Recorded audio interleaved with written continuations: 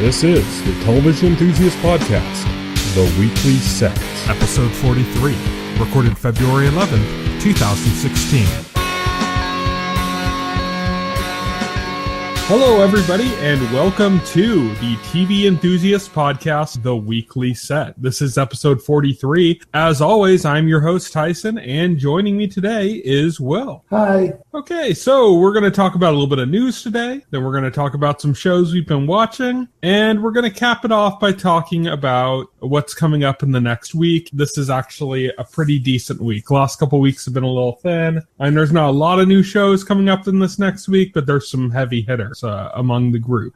So let's kick things off right off. And I just noticed something about this news story today because I was watching Conan, and in his monologue he was making a joke. It was last night's Conan, so Wednesday. We record on Thursdays, and he made a reference to it being Ash Wednesday, and I was like, oh, it was Ash Wednesday, and that ties with on Wednesday the news came out of some very big casting for the Starz series Ash vs. Evil Dead, which stars Bruce Campbell as the titular character Ash. So Ash Wednesday. So I don't know why I didn't notice it before. I just didn't notice it was Ash Wednesday at all. But I've actually done that. Like when I was in high school, I'd have friends over to watch Army of Darkness or something on Ash Wednesday. Just for no reason. It has nothing to do with the holiday, but just because it happened to have the name Ash in it. But it's too coincidental for this not to be related to Ash Wednesday, considering there really hasn't been any news from Ash vs. Evil Dead since the first season ended.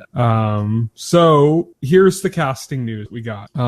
Ash's father is going to appear in this. This is very interesting because he's never even been hinted at or referenced at. He could very well have never existed, and Ash could have just sprung into existence out of nothingness. For any reference that's ever been made throughout the movies or the TV series, there's never been any reference to anything ever that's happened to Ash prior to him showing up at the cabin with his friend, right? The events of the first movie. But so his dad is going to show up in the second season, and he's been cast, and like this has got to be like about the most perfect casting imaginable. Well, you think who could be Bruce Campbell's dad? When you think about when you think about Bruce Campbell, you're like, okay, well, so who's got the chin? Who's got the chin? Who's got the gravitas? Who's got the who could pull that off? You know, and then you go like, oh, and he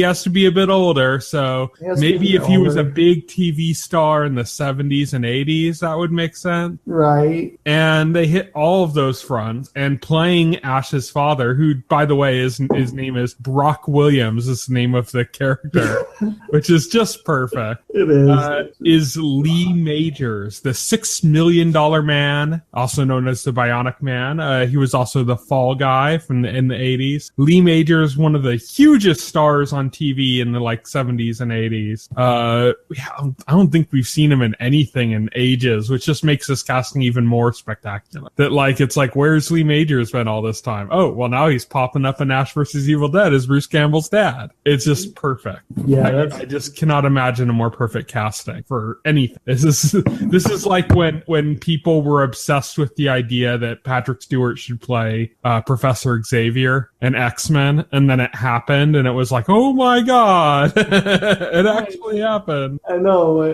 that was like my reaction, because I never thought they'd actually get Patrick Stewart for that, and then they did. Yeah, so it's like I never even thought about the possibility of Ash's dad in any movie or TV show. To be honest, no. But now that it's happened, it's like just reading those words, Ash's dad, Lee Majors. Oh, perfect sense. It all fits. It's one of those things, it's one of those fun things Sam Raimi likes to do, I mean, especially since, this is an ongoing series and it's not like a movie or one shot. It allows them to do stuff like this because, if you look at the movies and, there's not really a lot of room to say, let's put Ash's dad in there. Let's see what he's like, because, they got so much stuff going on in such a limited amount of time. But since this is an ongoing series, it's got a second season now. They can explore some of Ash's backstory. They can say, hey, who is Ash's dad, you know?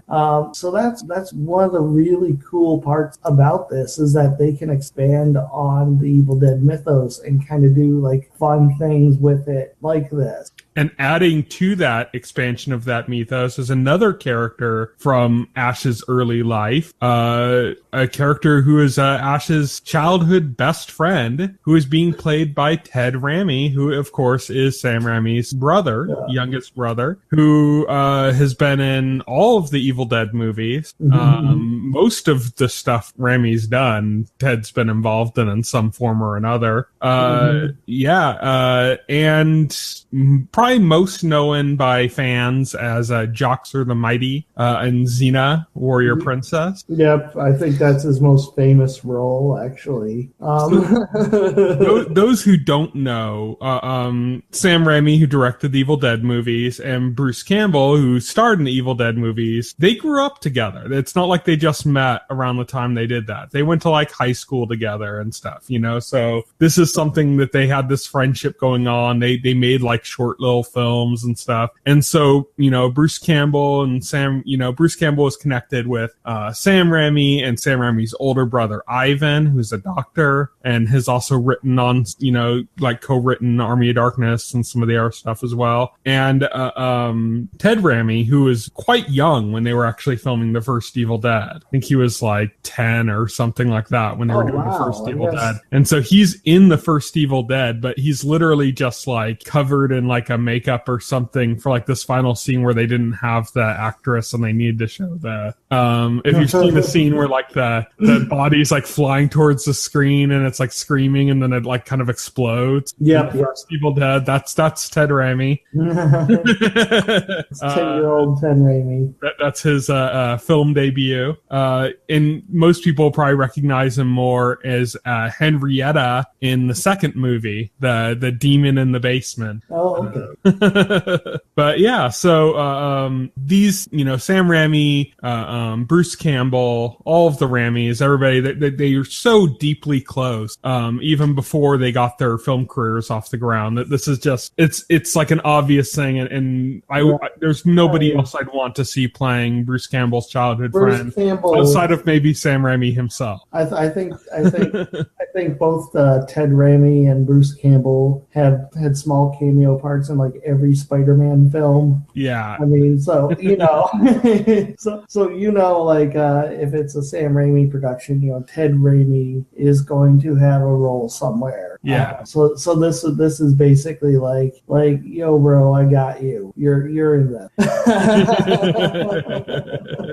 So yeah, this is really cool. I'm always happy to see Ted Raimi. He doesn't do a lot right now. I don't think he really has to, but every time I see him, I'm like, oh, Ted, it's Ted, he's back. What's awesome about Ted Raimi is like, especially like with his role with Joxer, is like he has such this endearing personality to him. Like every time he pops up, it's like you're just happy to see him. Yeah. Even though I had that same reaction when we were doing Show Club and he popped up in Twin Peaks. Yeah. I was like, it's Ted. It's Ted. Even though like Sam Raimi had nothing to do with Twin Peaks. That was interesting. Oh, he's been in other stuff too. So yeah, but that's very exciting news. But yeah, that's Ash versus Evil Dead. That's going to be for season 2. It's in development. Nice little bit of Ash Wednesday news we got there. So it is. That's very nice. Moving on from that, we also got some casting news for Preacher, the new series coming to AMC based on the cult favorite comic book, and starring Howard Stark from Agent Carter as the Preacher. Interesting. What? Oh, that's been from the beginning, yeah. In the early trailers and stuff, you can see it's Howard Stark from Agent Carter that's playing him. But it's so weird to that's gonna be so weird to like internalize. It's very different. It's like you know you'll forget very quickly. But yeah, he's not like a bombastic character like he is as Howard Stark, so it's very different. But recently cast in Preacher is Jackie Earle Haley, who most people are going to recognize as Rorschach in Watchmen. Right. He was also played Freddy in the Nightmare on Elm Street remake.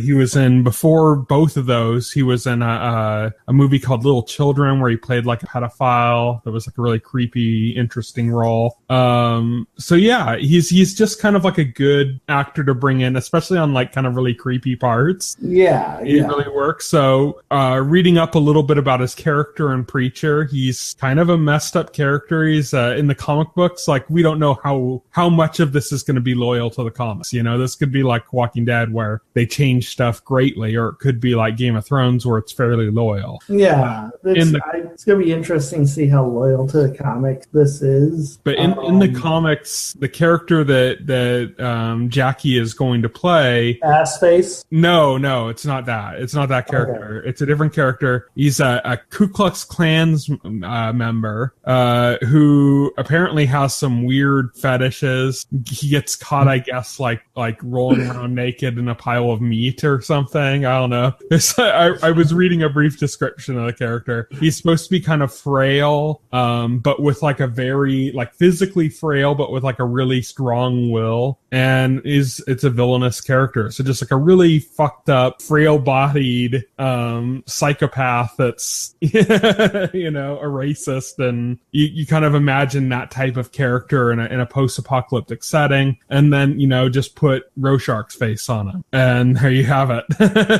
That's the new casting for Preacher. So I'm definitely going to watch Preacher. I never read the comics, but I had some friends that were just uber fans of the comic. Oh, really? I had to hear them talk about it nonstop. I don't think I'd be able to live if I didn't watch the show. Like, one of them would come to my house and murder me in my sleep if I wasn't able to report back and say, yes, I saw Preacher. Okay, finally, yeah. I know what you're talking about when you talk about Preacher. Yes. I never read Preacher. That was big in the mid 90s when I was in high school, and I was like, I was like on my Jesus kick, and so I'm like that just seems too blasphemous for me. I don't think so.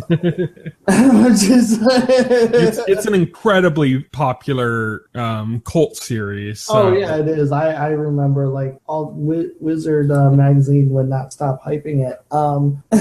And there have been rumors for ages since back then. Actually, since back then, they kept saying rumors that there was going to be like a Preacher movie starring Keanu Reeves. That was like the most like popular thing. Like Keanu Reeves was going to be the Preacher, and that never happened. But yeah, they've been trying to do some adaptation of this since I was in high school. I know at one point for this series, there was heavy talk that it was going to be Boyd Crowder from Justified. Oh, that would have been amazing. It was going to be in the role of the Preacher. Like, I don't know if that's if that rumor just was fantasy. It might have been. Or if there was actually any negotiations with him. But the actual role of the Preacher is Dominic Cooper, I believe is his name, who plays Howard Stark in Agent Carter. Okay. Oh, that's interesting. And also the first Captain America movie. Not to be confused with the other Howard Stark, who also shows up in the same continuity,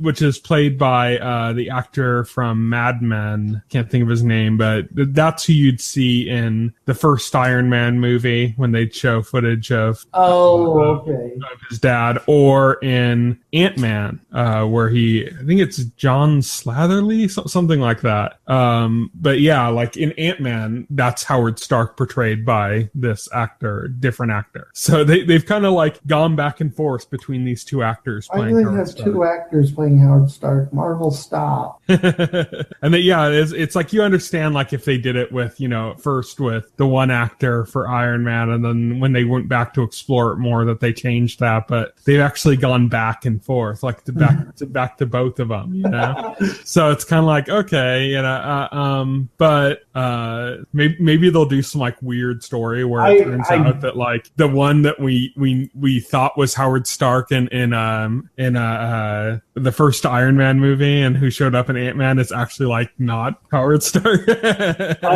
I like it. Whenever it's Howard Stark in person, it's Dominic Cooper. Whenever it's Howard Stark from archive footage, it's the other actor. Well, they did Howard Stark in person with in Ant-Man. Oh, okay. There was a scene where they showed at the beginning with Peggy Carter, right? Yeah, at the beginning with Peggy Carter and like a CGI de-aging effect on who was it? God, I'm blanking. I'm blanking. Who plays Pym in the Ant-Man movie? Oh, okay. Yep. Michael Douglas. Yes, Michael Douglas. Like they de-aged him with CG, so he looked younger. And they had a scene that took place, like presumably, like Peggy looked a little bit older. You know, Howard looked about what he looked like in the Iron Man archival footage, and then Michael Douglas looked younger. So it was kind of a weird scene, like they put together. But we were talking about Preacher. Preacher. Before MCU came up into the picture. Somehow Preacher turned into more MCU discussion. We just can't get away from it. Well, it's, Preacher's coming up, and I'm personally excited about it. I think I'm most excited about the Irish vampire character who's being played by an actor who was in the later seasons of Misfits that I really liked in Misfits. So I'm just really happy to see him getting a bigger role. So it's really bad this segued in the Marvel discussion because Preacher was published by DC. Well, let's switch gears entirely and talk about who is probably both of our favorite showrunner, I believe, for both of us. You're talking about Tim Kring. Yes, Tim Kring, Heroes. Heroes. The greatest masterpiece on television. No, this is news about Bryan Fuller, showrunner for Hannibal, Pushing Daisies, Dead Like Me, Wonder Falls. He's never done a bad show. Everything he's done has been exceptional, and he's just coming off of Hannibal, which was like the most amazing show, like period, on TV at the time. It was all right. It was. it had moments. All of its moments. Yeah, all its moments. So Bryan Fuller, a favorite here on TV Enthusiast, is going to be running the new version of Star Trek. This is, of course, the kind of weird, like it's going to be on CBS's streaming service. It's like we joke that he's going to be running like every big show. Like it's like we Henry joke. Carlton Cuse. Yeah, it's like we joke and then it actually happened, and it's like, that just blew me away because I thought he was like on American Gods. Apparently he set it up so that he can do this and American Gods. Well, he set up originally to do American Gods and Hannibal concurrently. So that frees him up. But he's got another project on top of that as well that we've mentioned that I think a lot of people forgot about because when I was going through news stories, nobody mentioned it. But he's also the one doing the Amazing Stories reboot for NBC. That's right. It's an anthology series, so although I think that as well.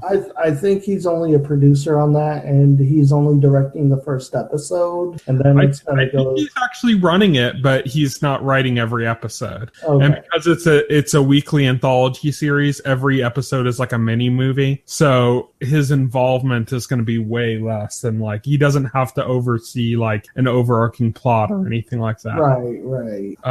So his involvement is going to be much lighter on that than it would be on Hannibal, Mm-hmm. But yeah, so he's going to be doing Star Trek. Like we said, this is going to be on CBS's streaming service. It's I think the way it's set up is it's going to debut on CBS, like the first couple episodes, I think, and then it's going to switch over to their streaming service. This could change, as the budget goes up, with the people involved. involved in it. It's interesting. Yeah, they might decide like let's just make this CBS proper. That I almost expect it to change. I really hate that we are getting a Bryan Fuller run in led Star Trek. First of all, two things. We've been waiting for a Star Trek TV show since Enterprise ended. That was a long time ago.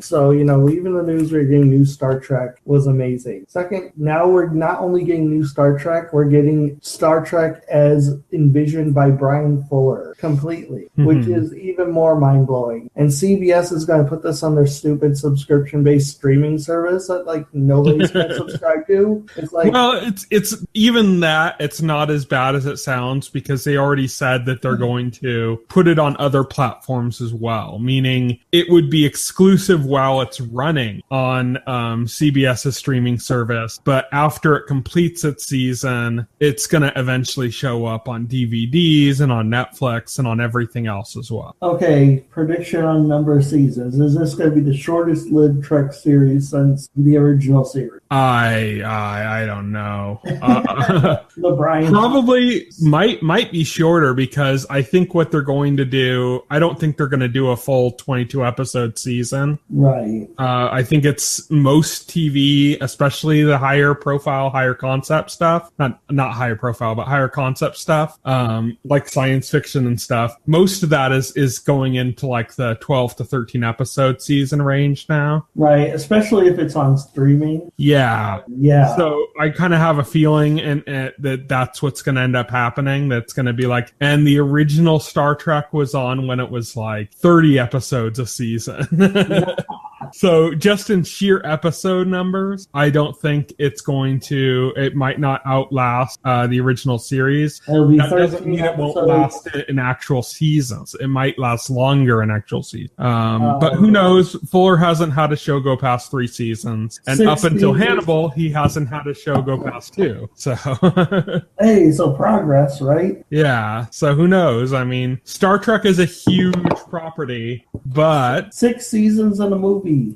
But CBS is a network that's used to huge rating, and they'll cancel stuff. CBS will cancel shows that would instantly get renewals on any other network. Right. Because where most networks are like, oh, we're getting about 5 million viewers, this is great. Like Arrow and Flash are like huge hits on CW. You always talk about how huge those hits are. Those shows get like 3-4 million viewers. Okay, that's nothing. CBS shows, it's like a failure if it's getting 3 million. Right. The expectation for viewers is much higher on CBS than it is on other channels. So that could hurt it. It is, but it's also the show that's bringing off their new streaming service, which could both help it or hurt it depending on the fate of that service. If that service ends up becoming like a priority for them, it could hold the show on there for longer, just because they're going to be like, okay, well, if we're going to keep pumping money into the service, we need a flagship show. This is the show we introduced it with. Let's keep it going, Right. If they decide, well, this streaming service wasn't that great of an idea, let's just kind of back out. This is going to be there goes the series. This is going to be the new Yahoo screen. It could. I don't know. I don't have faith in this CBS. One thing I did see a lot of complaints talking about, like, oh, I have to subscribe to something else and it's even less stuff. It's like, it is cheaper than all of the other services pretty much out right now. So there is that.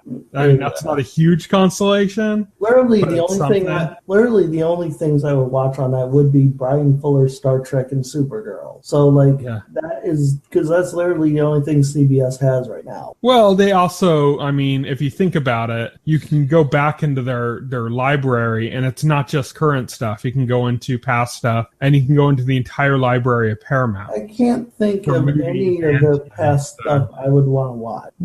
Past Star Trek? Yeah, that's true. But I can. That's already all. Because that's going to be there. It's going to be. Yeah. Oh yeah, all the seasons of Star Trek. Yeah, definitely. definitely. That might be enough. Star Trek alone might be enough to keep a service like this afloat. Star Trek's fan base is pretty rabid. It's kind of like, you know how WWE, the wrestling, they have a streaming service as well. They don't need like they don't need like Netflix number. They just need their like super dedicated fan to be shelling out month by month for the service. As like the Star Trek archive, that might be all they need, you know, to keep the service afloat. Not necessarily thriving, but working, you know. And then at some point they might expand upon that. They might, you know, start moving in that direction. Of course, all networks are going to eventually have to start looking at streaming as their future, you know. So it's all a matter of if this is going to be CBS's final play in streaming. Like this is their real streaming service, or if this is like one attempt that they're going to kind of throw out the window and try something else later. That's why I like the idea of Hulu, because Hulu is like all the network shows on one service that you pay for, and you got it. You know, maybe not for so much longer. No, well, maybe not for so much longer because you know people. Time Warner Cable doesn't like those second day numbers. Time Warner Cable can shove it. Not really. I love my internet. Time Warner Cable. So conversation just ends. But yeah, let's get off this topic right now. For now, I think we're excited that Bryan Fuller is involved in Star Trek. We're unsure of how this is going to work with the platform choice. I have a feeling they're just going to end up making this CBS proper show. I think so. I can't imagine them keeping this as a high-profile show and going, this, you know, is only going to be on CBS's streaming service. I just can't imagine that being the case. I could see them maybe going like, it premieres a day before on the streaming service. Like, you know, it airs every Thursday night, but you can catch it on Wednesday if you have the streaming service, you know? I could see them doing something like that. I can't imagine them going like, okay, we have this high budget show. This is Star Trek. People have been waiting for this. We're going to air the first couple episodes and then it's straight to streaming, nothing else. Like, I just can't imagine them doing that. I can't imagine them saying, why don't we just do both? Why don't we have it on our main network as well? Because it's kind of an event series, but who knows? We'll have to see what happens with that. Our last bit of news we have is in regards to The Magicians, which is one of the shows we're going to be talking about. The news story itself is relatively small. It's just that Magicians has now secured its second season. The good news here, besides just the fact that we're getting more magicians, is that Sci-Fi is making a lot of good commitments to their shows. I mean, all of their new Sci-Fi shows have basically been renewed for second season. So Killjoys, Dark Matter both have second season commitment. The Expanse has a second season commitment. 12 Monkeys' new second season is coming up soon. And now The Magician has its second season confirmed. So yeah, good news. Nice. There's nothing bad in that news of a second season of Magicians. And that's going to lead us right into our conversation about The Magician. So now, Will, you're caught up to me, and you're caught up to everyone who's up to date on The Magicians now. And so what we're going to be talking about is going to involve spoilers from that. So if you're not caught up on The Magicians and you don't want to have spoilers for that, you might want to stop listening now. I'll give you 3 seconds, and that is it. We're going to start talking about The Magicians now. So we just saw the 4th episode has just recently aired now. Very different episode. More than anything, I'd compare this to, there was an episode, I believe in season 1 or season 2, I think, of Buffy the Vampire Slayer. There was an episode in which like it just started with her in an asylum, and the whole thing was like, is everything, it's kind of like a play on that whole, is everything that happened in the show a dream kind of thing, except it's like, is everything that happened in the show a delusion? And they played with that idea, and even the way they ended the episode basically said like, you know, this whole show could end years later as it did, and it could still be the truth that this whole thing was a delusion. Right. Just kind of like a creepy way they ended it. So The Magicians doesn't really take that tack with the asylum story they have going on here, but just the general idea of like him waking up and he's in an asylum I think the idea would have been more effective had this been the season finale or even like close to like the series finale. I don't think it has such an impact four episodes in, because it's quite obvious that it's not a delusion as far as the viewer is concerned. It's quite obvious there's something going on. So I think if the intent was to make you like double guess what you've seen so far. I don't think it was. That was more like something they did with Buffy that I was comparing it to, but I don't think that was the intent at all with the episode itself. I think it was actually kind of clever the way it fit in, because the first episode began with him in an asylum. Right, yeah, exactly. The character, and you kind of found out that he had, he was in there, but he was in there voluntarily, and he was having some issues with depression, and then it goes into him, he finds this world of magic, and it becomes his whole life, and all of a sudden this depression he had and everything, that was basically just the fact that he felt like he didn't belong, and now he was out of that. So like using the idea, even if the audience knows that this isn't obviously not going to be where the story is now, even with the audience knowing that, there's still that kind of fear that the character is portraying, and that like, shit, what if this is, what if this is the real world and I'm just insane? And even like I said, even as the audience, even with us not knowing, that being a real fear of the character goes beyond just doing it as a one-off episode, because the whole series started in that moment. Right, the whole series started with that, him in the asylum. So him going back to that asylum. I was kind of confused because the episode starts with him in the asylum. It starts with the setup. Yeah. And it makes you double think, because, I didn't watch like the episodes like concurrently right away, so I had to think like if there was like some hint to this in the last episode, and there wasn't. It was pretty abrupt. Like the way the third episode ended, it didn't seem like this was a place for what initially felt like a standalone, but didn't end up really being a standalone episode.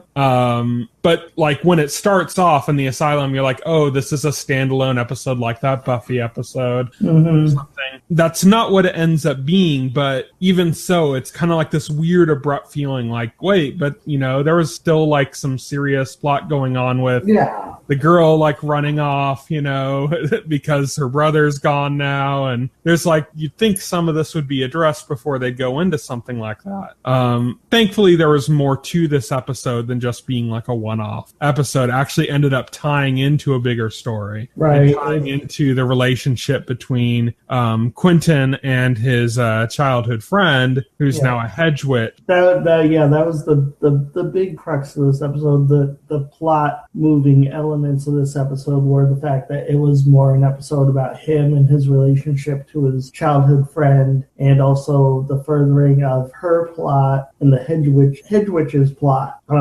So this is what the episode was really about. So last week when we were talking about the last episode, we were both kind of talking about how much of a dick Quentin was in his confrontation with her in the third episode, in which he's basically like, so what? You didn't get into the school, deal with it, You don't get everything, And it was kind of like, after the fear he had that he was going to be expelled, the fact that he couldn't make a connection at all to like putting himself in her shoes, it was really kind of off-putting. At the time you were like, I kind of hate that character, and like I kind of see it more from her perspective. When you were saying that, I'd already seen the fourth episode, so I was like, I don't know how much more sympathy I have for her now. When you find out what she did, it's like you can see her kind of coming from a place of resentment, but shit, I can see, okay, so maybe she's upset, but upset to potentially enough to potentially kill him. Yeah. Okay. Or just, even before there was the idea of killing him, like the fact that she knows she was inside this delusion with him, seeing this asylum life and stuff, and she knows him and knows about him having, been in and out of asylums and dealing with his mental health and depression. And that's like hell, for him. He's basically living out hell. That's his version of hell, is basically being in an asylum. And so for her to go like, oh, it's not just, questioning him or like a prank on him, that's like the worst thing she could possibly do to him. And she did it. So yeah, it's pretty harsh. And so I kind of feel like I lost pretty much all of my sympathy for her in that episode. I don't think that's a bad thing for the series. I think that it makes sense. I think it makes me more okay with Quentin as a character than I was in the episode before. Yeah, because now it's kind of like he's gotten his punishment for his kind of dickishness and then some, so I don't feel like he's due anymore, which is nice. It puts me in a position where I can go like, okay, so I can be with this character now and not think he needs to get his, because he already did. He already got his, Right. Yeah, exactly. Yeah, he already got his. What's interesting though is like, I don't think when she goes along with this plot, Julia, when she goes along with this Hedwig plot, she doesn't realize the severity of what she's doing until the end. She doesn't. I don't think she's forced until the end. She doesn't realize how bad it is. I think, but she should have. She should have. Yeah. She was being careless, and we'd seen like in the third episode where she was kind of taking on almost like junkie-esque mannerisms, when we saw her like robbing the ATM and stuff, and just kind of the way she was, scrounging for scraps and the kind of Hedwig lifestyle and how she was taking to it. This is something she should have been aware was potentially much worse than what she thought it was going to be. Right, exactly. And nope. Yeah. So, Steve, what's else going on in this episode? So, we got to find out what happens to magical students. Shake it off. We'll get to that part later, but we got to find out what happens to magical students from Brickberry that are they know too much, so they can't just wipe them like the entrance one, right? Which is pretty horrifying. They basically cut the memories out of them and store them aside, and we find out that the kind of head Hedwig, that's why she's there, is to get her magic back, her knowledge of magic back, or her time in at the college back. Right. Exactly. Yeah. She wanted her memories back because that's all her magical ability right there. She becomes more powerful if she gets those memories back. And now that she has it back, she's a much more credible villain. Yeah, definitely. She's looking to be one of the big bads. I know she's not the big bad. We have Beast, and he's just terrifying for like the 5 minutes of screen time he's had so far. Yeah. So she is looking to be a major villain. She is not the biggest villain in the series, but it's definitely going to be interesting. Speaking of the Beast, what did you think of the little reference they had to the Beast in the 4th episode with the moth? Oh yeah, the moth. Yeah, that's terrifying. This show is doing its damnedest to make you afraid of moth. Should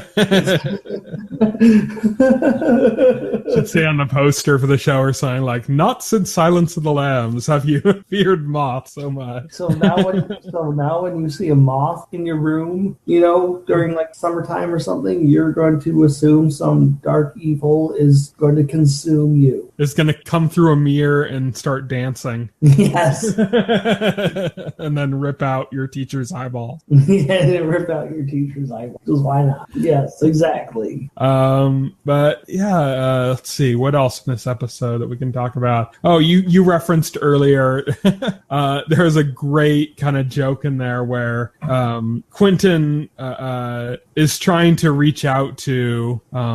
This is before he was trying to reach out to him, I believe. No, this is when he was trying to reach out to. Penny. What happened earlier in another episode? In episode 3, yeah. Yeah, Quentin was like sitting under a tree or something, and Penny in his head. And Penny comes up to him, upset, and Penny says, stop singing that stupid song or something. And Quentin's like, Quentin was, thinking about Taylor Swift. That song "Shake It Off" or something was apparently in his head. He just said in the episode. He just says Taylor Swift. He doesn't say like the specific song he was thinking about, but it apparently was enough to upset Penny. And Penny said something along the effects of, "If I hear that again, I'm coming after you." or something. Really, Taylor Swift really offends Penny, apparently. I don't know. But so in that moment, Quentin, afterwards, Quentin thinks back upon that moment as a means of attracting Penny's attention. Yes. Without being conscious, because he's not conscious. And it worked. Penny makes good on his promise. He indeed comes after him. in his mind, yeah. And then when he approaches him, he finds his doppelganger in Quentin's imagination, and with, a very stereotypical Indian accent. Very stereotypical Indian everything. It's a pretty racist caricature of Penny, and Penny's like, "Oh man, you're racist too." It's like, you racist motherfucker. So that was hilarious. Oh yeah, Penny was awesome in this episode.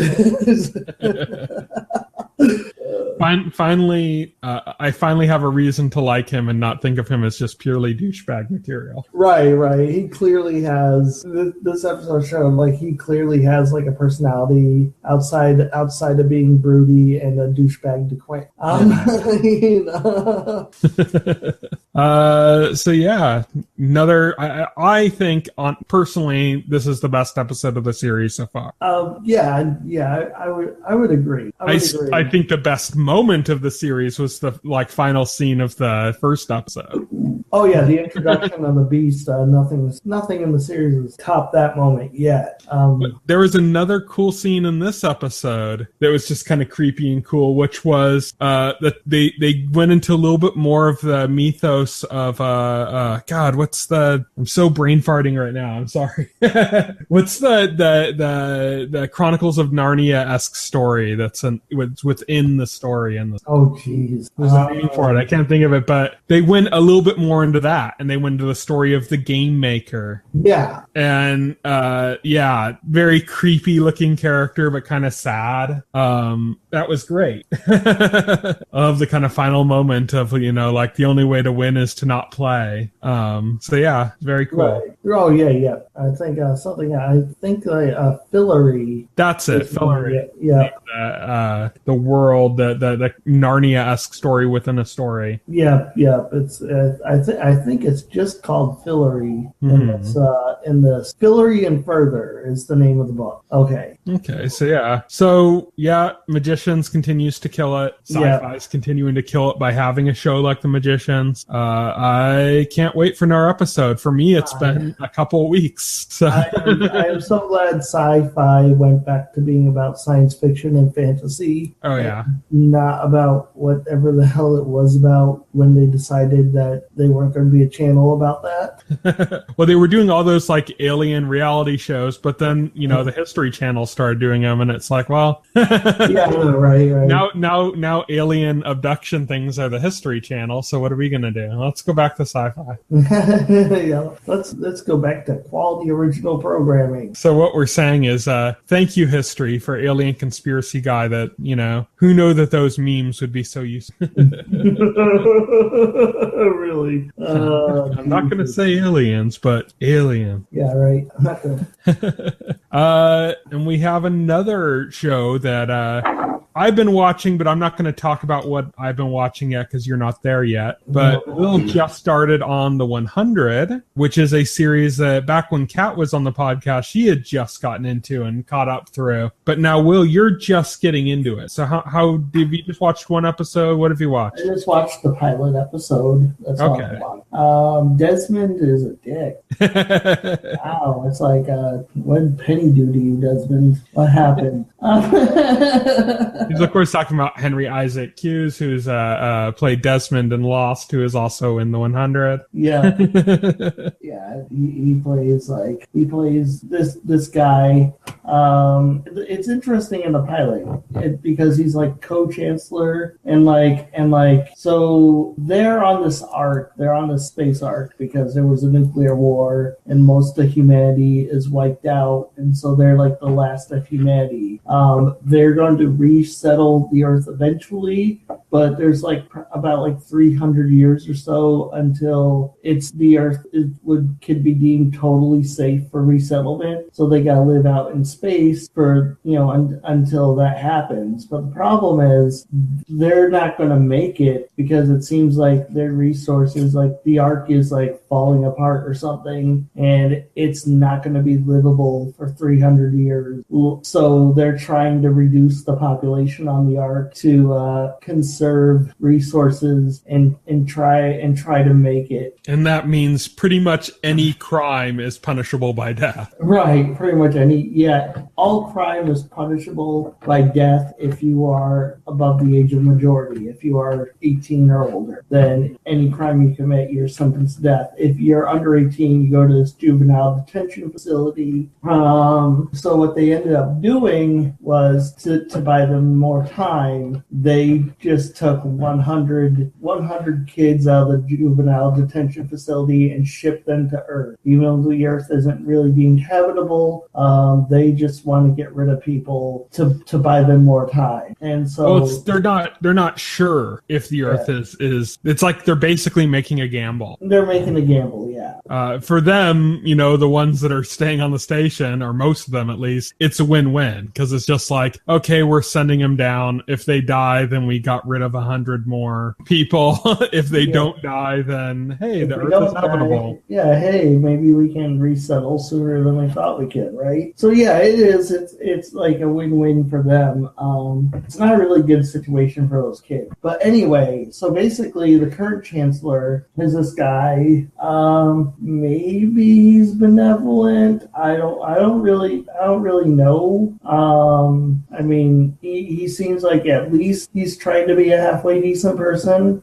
Sending 100 kids to they're most likely their deaths doesn't seem like a decent thing to do, but whatever. But Desmond or Henry Ian Cusack is his second in command. And what happens is there's a part where he's shot by one of the kids before that particular kid gets on the shuttle to Earth. He tries to assassinate Chancellor, and then Henry Ian Cusick, the co-chancellor, becomes chancellor, and he uses that to become like the worst like kind of tyrant dictator that somebody could be, under this guise that he's going to save the human race, of course. So there's no room for mercy. There's no room. It doesn't matter if you're my friend or anything. The human race has got to survive, so you've got to die because he just this horrible prick. And it's like, oh, holy shit, that's been evil as hell. Thankfully, that's short-lived because by the end of the episode, the actual chancellor turns out he doesn't die from his attempted assassination. He lives. And then we get to see see Henry Ian Cusick kind of eat crow as he has to step down back to being second in command. And although I think now there's probably going to be a second attempt on the chancellor's life, because he reminds me of this Jafar character who's going to be plotting to steal the crown now. Other than that was good. So tell us a little bit about what's going on Earth. Okay, so what happens on Earth is these kids get to Earth. They're teenagers, so they're not going to make the most mature decisions. The lead female on the show is this young girl named Clark. She's the daughter of one of the scientists on the station. Lori Loughlin plays her mother. She's the daughter. Apparently, her father father was executed by the chancellor, the current chancellor. So she's got some beef with the chancellor there because what happened to her father. And she was actually imprisoned because she found out what their plans were, which was get rid of people. Apparently, that's the big plot. She found out about that. They tried to take it public. Her father got killed, and she got put into that juvenile detention facility and then sent to Earth as a consequence. She's the responsible one so far. She gets down there and she's like, okay, we got to get to the supplies. We got to get moving. We got to do this and this. And everyone else is like, it's Lord of the Flies time. Yeah, right? Somebody like literally opens up a copy of Lord of the Flies and says, let's do everything that's in this book. So where's the fat kid that we can name Piggy and start bullying right away? Yeah, pretty much. What happens is like control gets lost pretty quickly. There's this one kid there who has a very clear agenda that's like mysterious, but this is the kid who tried to assassinate Chancellor before he went to Earth, and he decides that F everything. He is going to run the show. He's going to liberate everybody, and it's going to be on his terms. And so he has everybody take off their bracelets because they got bracelets that are meant to monitor them, their vitals, so that the people on the space station know if when they send them down there, if it's going to be habitable, if they're going to be living, or if they're going to die like 5 seconds after breathing the atmosphere. Mm-hmm. So that's what's sending data back to them so that they can monitor and know what's going on Earth. He has everybody take those off. And there's another character there, which is the Chancellor's son, who I guess he injures his leg in the landing because he's kind of hobbling around for the entire episode. He is steadfastly with his father's plan. He's like, okay, well, we gotta, they're gonna follow us here. We gotta make sure that they know what's going on, that they know that's habitable and all this yada yada yada. And so you get this conflict between him and this other character who just wants total freedom from everything. And you can always see he's already got a group behind him. You can see like alliances forming. You could already see groups starting to splinter off from each other. Mm-hmm. That happens pretty early on, and it's pretty interesting. So, what are your thoughts of the series as a whole so far? So far, this definitely holds a lot of promise. It's it's one of these rare things where like this is a teen show, but it's not annoying. It's not full of stupid teen melodrama. I mean, like there is drama, there's teenage angst, and all that stuff, but it's not overplayed. It feels genuine. Mm-hmm. In a way, like it feels very genuine. It's not like this overplayed teen melodrama that you expect out of a CW show. Yeah. It's not like One Tree Hill or... Yeah, it's like very reserved in that department so far. For one episode at least, it's reserved. I don't know. It could go completely off the edge next episode where like the main character's in this love triangle and but for right now, it's good. Okay. It in my opinion, it only gets better from there. So hopefully you'll have seen a few more episodes when we get together next week for the podcast. Nice. And we can talk a little bit more about your continuing adventures with the 100 on Earth. Woo! So that's it for our regular discussion. All we have left is to talk about what's coming up in the next week. So this Sunday, February 14th, Valentine's Day, perfect day for the return of The Walking Dead. Oh, yes.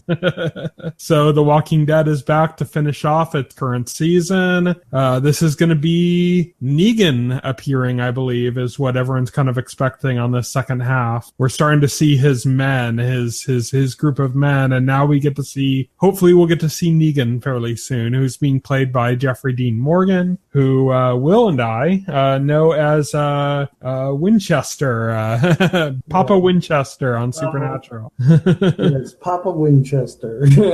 John Winchester, and we're gonna see him playing the new bad, the new, basically like the governor-esque role of this season, and that should be coming up soon. So that'll be cool to see happen. On the same night is the debut of Vinyl on HBO, which is a show about the 1970s music scene in New York, with like punk rock and everything. And it's being executive produced by Martin Scorsese and Mick Jagger of the Rolling Stones. So been hearing nothing but really positive stuff coming out of this. Of course, the last thing Scorsese did with HBO was Boardwalk Empire, right, which had a lot of positive reaction. But I seem to be seeing more for Vinyl than I did for Boardwalk. So do you have any interest in Vinyl? Not really, no. It's something I'm going to check out. I'm not super excited about it personally, but I'm going to check it out. Monday, February 15th, is the debut of 11/22/63. This is Hulu's first big original series. So they've had a few original series, mostly comedies, but this is their big one, their big drama. This is like the equivalent of their House of Cards or, their Sopranos, basically. This is their big bet. This is based on a book by Stephen King. It's being produced by J.J. Abrams. And yeah, it's about the Kennedy assassination and time travel and all sorts of other hijinks. It stars James Franco. That one I'm really looking forward to. That one I'm really looking forward to, too. That has the potential to be amazing. Hopefully it is. It has a lot of talent behind it. Great concept. I've heard from people who've read it that it's one of Stephen King's best in a while. I don't think like of all time, but like best recent, one of the best of his recent work. Mm-hmm. So definitely gonna check this out because crazy not to. Yeah. And then on that same night on Monday is the return of Better Call Saul. So you only saw did you only see the pilot or you only saw the first couple episodes? I only saw the first couple episodes of the season. Okay. My problem is like it's a problem with a lot of stuff where like there's nowhere that's streaming it, so I actually have to go on iTunes and purchase the episode. And so like if I'm not feeling like spending money, I'm not going to go on iTunes and buy the episodes to watch it. Like I should, but it's like it's just that extra hurdle for me, where instead I could just go on Netflix or Hulu and press play. I think the first season's on Netflix now. It is actually. It is. Yeah, and I think the second season is going to be on AMC's website. And you're able to do validation now, right? Or hopefully. I haven't tried it with anything but sci-fi, so we'll see. We'll have to check that out. But yeah, if you can watch some of that and get some in, it's a good show and it gets better as it goes along. Definitely, it's good. It's about what you'd expect. It's Breaking Bad.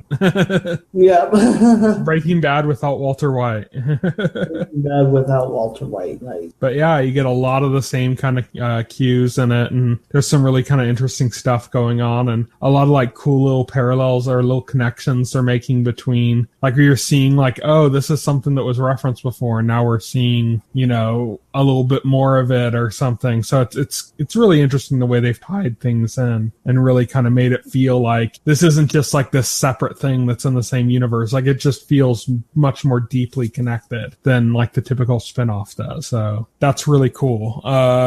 Thursday, February 18th, Vikings comes back on History. Did you ever watch Vikings? No, I think I watched like the first episode and I don't know how I felt about it. I was like, it's a decent show. For me, it just like Vikings came on at around the same time Game of Thrones did. It It did. A little later, it was like one of the seasons, but it started up like first season of Vikings started in April, and that's Game of Thrones time. Right.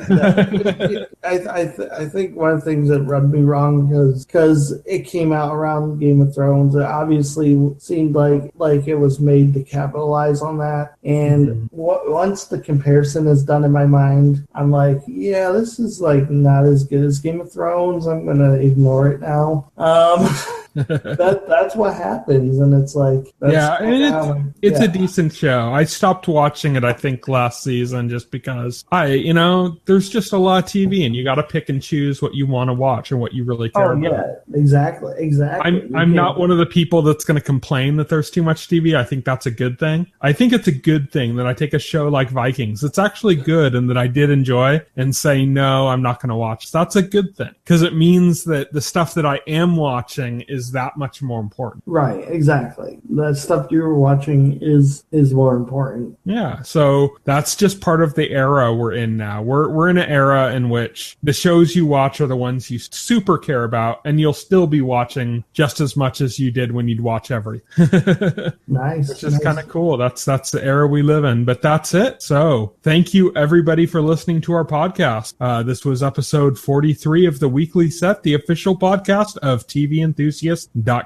You can check out our website, TVEnthusiast.com. Check out all of our articles that we put up recently. You can check out our weekly comic book show where we talk about Marvel and DC and their different TV shows they have, like Flash and Arrow, Agent Carter right now. That's a show that's hosted by Will here. So you can check that out. We record that on Sundays, so it's usually up by Monday. So that's going to be up there. And you can keep following this podcast. You can subscribe on iTunes or any other podcast aggregate, or you can just check the website or check our YouTube channel and watch the episodes as they come out. And that's it. So thank you everybody for listening. Bye. Bye. If you would like to voice your opinion, send an email to theweeklyset@tventhusiast.com.